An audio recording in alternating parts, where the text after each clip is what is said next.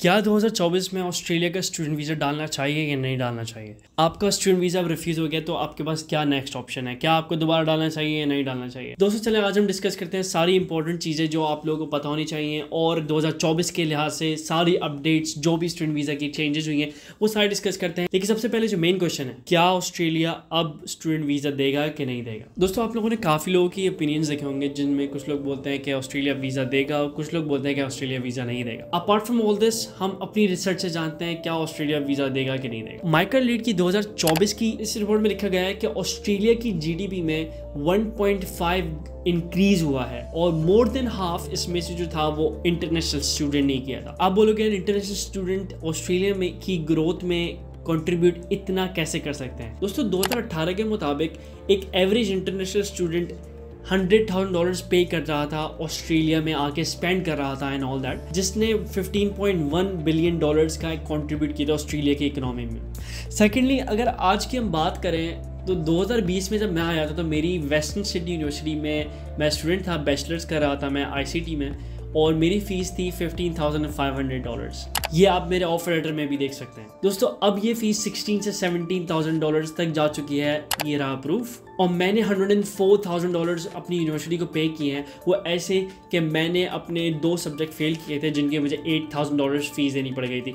तो $96,000 का जो कोर्स था वो मेरा $104,000 तक पहुंच गया था अनफॉर्चुनेटली। अगर हम अब 2024 की फ़ीस की बात करें तो इंटरनेशनल स्टूडेंट की फ़ीस काफ़ी राइज हो चुकी हैं और इसके लिए आपको काफ़ी बैंक बैलेंस भी दिखाना पड़ेगा। और ये जो $104,000 मेरी जो फीस थी इसके अंदर मैंने अपनी ओवरसीज हेल्थ कवरेज स्टूडेंट नहीं इंक्लूड किए, वीज़ा और अदर जो वीज़ा के मेरे एक्सपेंसेस कहते हैं कंसल्टेंट को एंड ऑल, वो कुछ भी इंक्लूड नहीं किया। तो आप अब हिसाब लगा सकते हो मेरा कितना पैसा खर्च हुआ होगा। दूसरा रीज़न कॉस्ट ऑफ लिविंग। दोस्तों जब इंटरनेशनल स्टूडेंट यहाँ पर आएगा तो उसको रहने के लिए जगह भी चाहिए और एवरेज रूम की अकोमोडेशन के प्राइस 150 से 250 तक पहुंच चुके हैं सिंगल रूम के। इसके साथ साथ आपके अदर एक्सपेंसेस भी आएंगे जो कि फॉर एग्जांपल आपके ट्रांसपोर्टेशन के हो गए, आप पब्लिक ट्रांसपोर्टेशन यूज़ करके यूनिवर्सिटी जाओगे, जॉब पे जाओगे, उसके एक्सपेंसेस। साथ साथ आपके फूड के एक्सपेंसेस, भाई खाना तो खाओगे ना तो वो भी खाना पड़ेगा, भाई उसके ही पैसे देने पड़ेंगे। तो ये सब भी कंट्रीब्यूट करता है इकोनॉमी में। तो भाई तीसरा रीज़न है एम्प्लॉयमेंट क्या एज एन आप यहाँ आओगे तो आप यहाँ काम भी करोगे और जितना आप कमाओगे उतना आप अपने एक्सपेंसेस के लिए भी निकालोगे, लेकिन साथ साथ उतना टैक्स भी दोगे। तो the more you gonna earn the more money you will spend. और फोर्थ रीज़न आ जाता है हमारा विजिटिंग फ्रेंड्स एंड रिलेटिव। तो एज एन इंटरनेशनल स्टूडेंट आपको पता होना चाहिए कि आप एलिजिबल होते हो, आपके पास राइट है कि आप अपने पेरेंट्स को यहाँ पर बुला सको, ठीक है। तो ऐसा तो हो नहीं सकता कि आप एलिजिबल हो और अपने माँ बाप को यहाँ पर आप बुलाओ ना। तो सेकेंडली जब वो यहाँ आएंगे तो उनके ट्रैवल के एक्सपेंसेस होगा, उनके वीज़ा की फ़ीस जाएगी, फिर यहाँ आएंगे, फिर तुम्हारे साथ रहेंगे, या तो तुम उनको रूम बुक करवाओगे या कोई अपनी शेयर्ड अकोमोडेशन में कहीं रखोगे, तो वहाँ पर फिर वो उसके बाद कहीं बाहर घूमने फिरने जाओगे। तो सारे एक्सपेंसेस भी इकोनॉमी में ही स्पेंड हो रहे हैं, इकोनॉमी की ही ग्रोथ कर रहे हैं। फॉर फ्यू मिनट्स हम अज्यूम कर लेते हैं कि भाई चलो ऑस्ट्रेलिया ने जो है डिसाइड कर लिया है अब वो वीज़ा नहीं देगा। दोस्तों with in the end of this year Australia को पता नहीं लगेगा कि उसने कितना बड़ा एक अपना डैमेज किया है अपनी इकोनॉमी को, लेकिन इसी तरह नेक्स्ट ईयर तक उनको पता लग जाएगा कि why international students are too good for the economical growth. दोस्तों आते हैं अपने नेक्स्ट क्वेश्चन पे जो कि है हमारा इंटरनेशनल स्टूडेंट के वीज़ा रिफ्यूज़ हो रहे हैं तो क्यों हो रहा है और क्या सिचुएशन चल रही है। दोस्तों अभी काफ़ी ऐसे केसेस आए हैं जिनमें ऑस्ट्रेलिया में लोगों ने अपने वीज़ा डाल चुके थे ऑलरेडी स्टूडेंट वीज़ा के लिए और पता लगा उनकी जो COE थी यूनिवर्सिटीज़ ने वो कैंसिल कर दिया।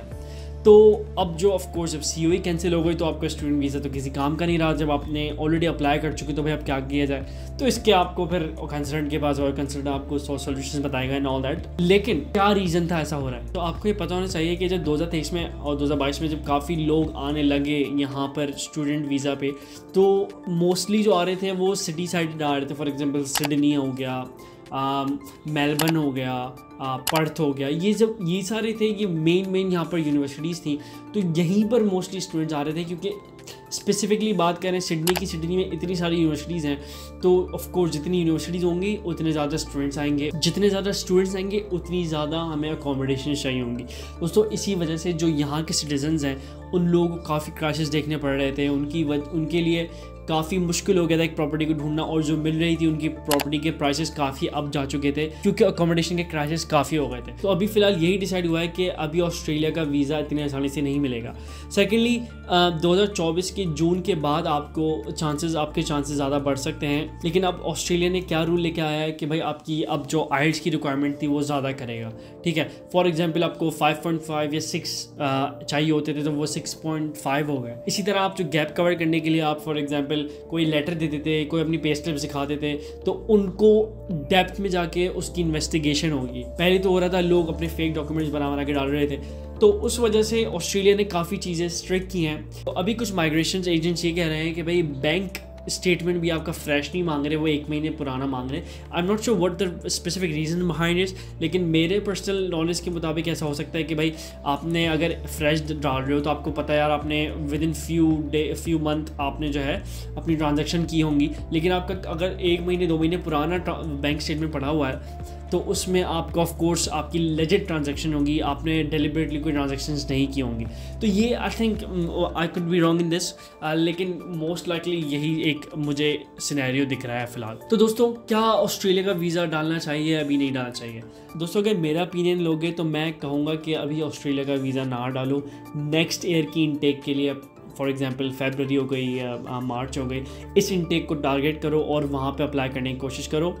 अभी से ही डालना शुरू कर दो सारी चीज़ें, क्योंकि अगर आप अभी डाल रहे हो तो याद रखना अभी काफ़ी रूल स्ट्रिक्ट हैं। अगर आपके केस में ज़रा सी भी कहीं वीकनेस हुई तो आपका वीज़ा स्ट्रेट रिजेक्ट होगा, क्योंकि तो आपके केस की 100% वैलिडेशन चाहिए स्टूडेंट वीज़ा की जो आप अप्लाई करोगे। तो दोस्तों, होपफुली आप लोगों को इतना स्ट्रेस नहीं आया होगा मेरी बात सुन के, लेकिन this is the harsh reality at the moment.